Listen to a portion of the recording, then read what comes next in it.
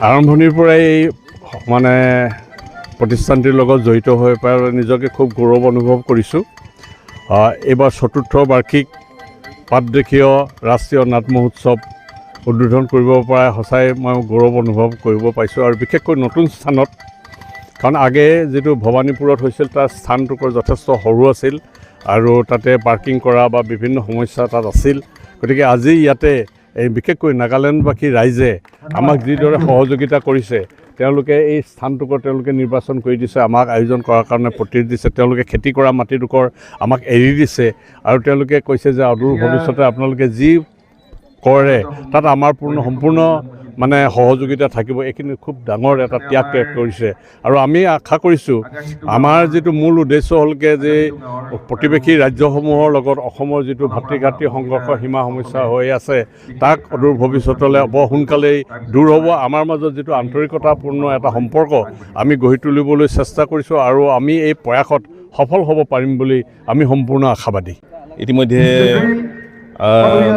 নাট মহোৎসৱস্থলী জনতাৰ শিল্পী জুবিন গাৰ্গ সমন্বয় ক্ষেত্ৰলৈ মানুহৰ ঢল গৈছে আৰু আমাৰ প্ৰথমখন নাটক আৰম্ভ হ'বলৈ আৰু কেইটামান মুহূৰ্তৰ বাকী।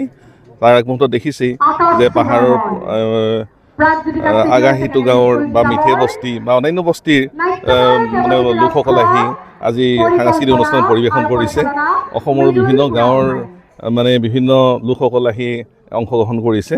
গতিকে এইটো এটা সমন্বয় আৰু এতিয়া পাটদেশীয় ৰাষ্ট্ৰীয় নাট মহোৎসৱ মই ভাবোঁ যে এটা বৃহৎ আন্দোলনলৈ ক্ৰমে ক্ৰমে পৰিণত হ'বলৈ আগবাঢ়িছে আৰু এই সাংস্কৃতিক আন্দোলন সমন্বয় আন্দোলন অব্যাহত থাকক, সমাজখন সুন্দৰৰ পৰা অধিক সুন্দৰ হৈ পৰক, সমৃদ্ধিৰ পৰা আৰু অধিক সমৃদ্ধিশালী হৈ পৰক, শান্তিৰ পৰা অধিক মানে এখন সমৃদ্ধিশালী শান্তিপূৰ্ণ সমাজ সৃষ্টি হওক, আমি সেয়াই আশা কৰিছোঁ।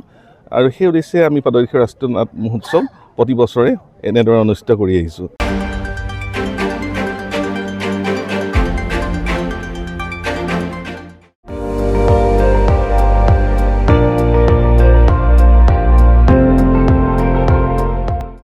আপুনি চাই আছে ND24, সৰ্বশ্ৰেষ্ঠ নহয় সৰ্বোত্তমৰ দৌৰ।